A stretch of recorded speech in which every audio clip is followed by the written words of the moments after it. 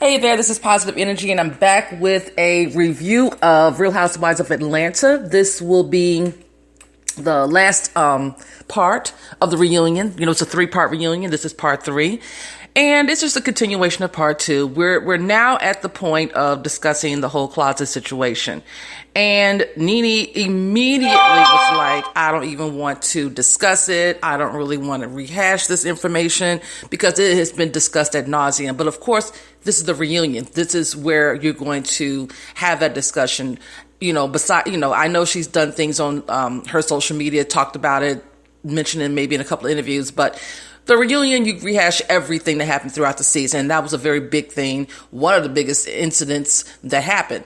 So we find out a little bit more about what happened. Supposedly, we saw Nene grab the cameraman's t-shirt.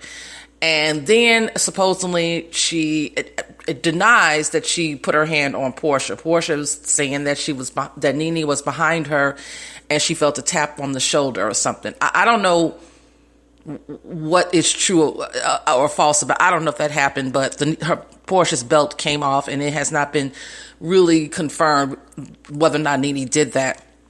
But then we find out that there was another producer who got choked up and had a chipped tooth, scratches on him. Now I don't understand what all that was about, but supposedly he went to the hospital. And they are alleging that Nene was responsible for that as well. So it looked like Nene just went completely crazy. Now, why? If this all is true, then what were the consequences for these actions? Because that's a lot, more than it should have been. It was really a lot. I do understand and agree with Nene in terms of, if she say no regarding going into her closet, it's no, and that should have been it. But it became something so much more than that. So that was that discussion, really. They didn't really come to any kind of conclusion. And the only thing Nene was sorry about was all the cursing that she saw in the video. She said that was her only regret. Well, that she was sorry about, not a regret. But she's not remorseful about anything else. That's just been her attitude throughout the whole reunion. So I don't know what you think about that. She's still on the defense about she can act the way she want to act in her house. And that's it for that. Let's see. The whole thing with Eva. This is just confusing because you have so-called friends that were in her wedding, these bridesmaids. They were in her wedding and discussing or putting her business out there in the street. Whether or not how much of it's true or false, I don't know. But discussing her in a negative manner out there in the street. Why? What is the reasoning behind doing that? You have the one young lady, I think she said her name was Shanita. And if I'm not mistaken, she's supposed to be like the best friend. I think she was maid of honor, if not mistaken.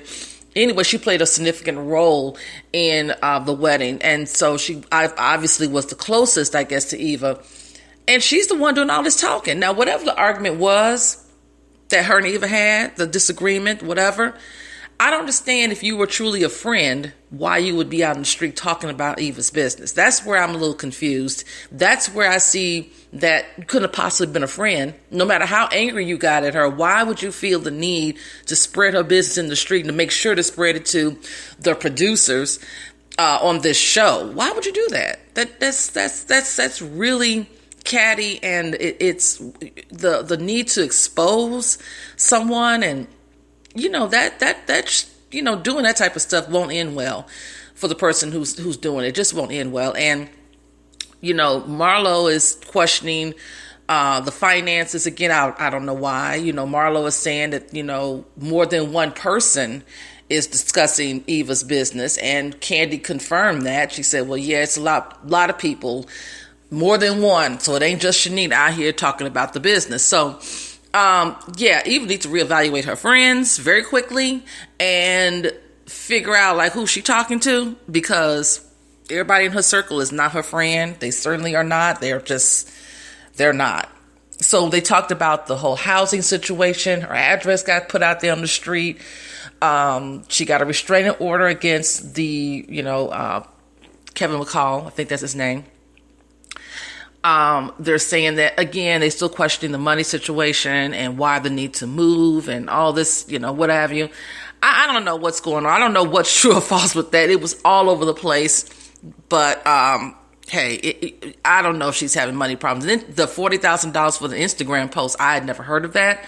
I guess that's what social media influencers get, or certain ones get, I guess, but that's $40,000 for a post? Wow. That's what she did. She said that's what she had to do to help make sure she had more money for, I guess, for this wedding, because she went over budget. That's a lot, but okay. Good luck with that, Eva. I don't have a problem with it. What else? Then we got a little bit about, well, not a little bit, a large discussion about Cynthia and Nene and their relationship. And I'm very tired of it. I don't think that Nene ever looked at Cynthia as truly a friend. I don't believe so. I think that she somewhat liked Cynthia. I think that Cynthia has put forth a lot of energy and effort to make a friendship happen. But it just was never there. Because I really don't understand if they're supposed to be good friends, best friends, close friends, however you want to call the friendship. And you get upset because Nene felt betrayed by Cynthia. Cynthia was basically caught up in a lie. She knew she had invited Kenya. She knew that Kenya could potentially be at the party. So she never told Nene. And that's where this betrayal comes in at, because Nene and Kenya, I guess, has some social media beef or something, and Cynthia was aware of it. So I guess she called herself staying out of it and not making mention that Kenya might be at this party. I think the polite thing to do would have been to make mention to Nene about the possibility of of Kenya coming, the possibility. That way, if Nene wants to show up at the event, she could. If she didn't, she didn't. It is what it is. But it became more than what it should have become, simply because Cynthia did not want to tell Nene about the possibility of Kenya showing up, acting as though she had no idea. And she's on the mic, and she even, saying, oh, well, I got to pretend like I don't know that Kenya's coming. That just didn't make any sense. It's her event. Do what you want. It's your event. Who cares? Okay? If you want to tell Nene, tell Nene. If you don't, you don't. It is what it is. And if this is the petty thing that's ending their friendship, then that ain't a friendship either. That was just some, just being associates or co-workers, if you will, like Nene said. What else happened here? Really, there wasn't much, really a lot more to discuss with the reunion. I think the entire season was very slow. It had its moments. It was like such a disconnect. There was a lot of, we saw Nene, she was, sharing the struggle of being a caretaker and, what have you with Greg. We saw Portia, I think of all, she really has shown a lot of improvement, if you will, as far as her growth, maturity, the ability to see a situation from very different perspectives and not be so short-sighted. So that's really good. Candy, doing her thing, making her money, being Candy, nothing different there. We got Shamari this season. Now it is rumored that Shamari will be demoted to just a friend of the show. And I really don't understand why. I really don't. I don't get that one, if that's true. I think Shamari should just continue to hold her peach. I like Shamari. I think she's an open person. She's married. She has children. I think she has a lot to, I think she has a lot to offer, but I guess, we'll see. Is Cynthia coming back? I don't know. Haven't heard any confirmation on that.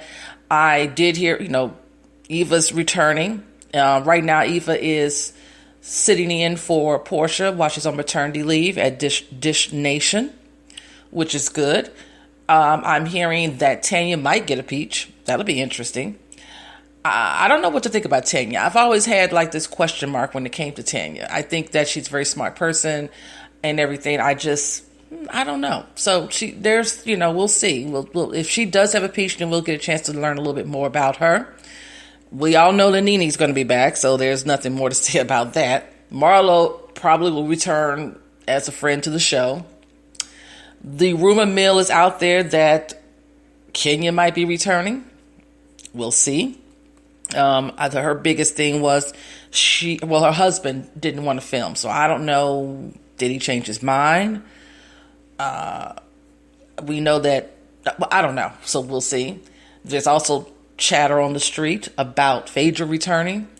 And if she does return, we heard that Candy, said that she won't return.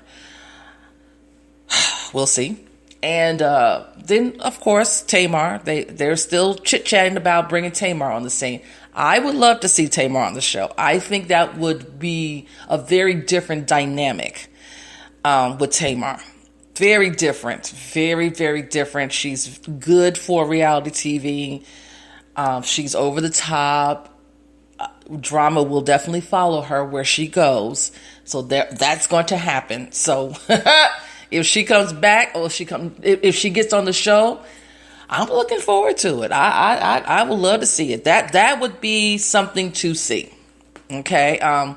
They need definitely to do something about this casting, because it's been, I think when you have the same group of people for so long, it's only so much you can do to really, people have moved forward. This whole Candy and Portia thing, that's over and done with. Cynthia and Nene is tired and through. It's just a tired storyline. Them still not being it's just tired.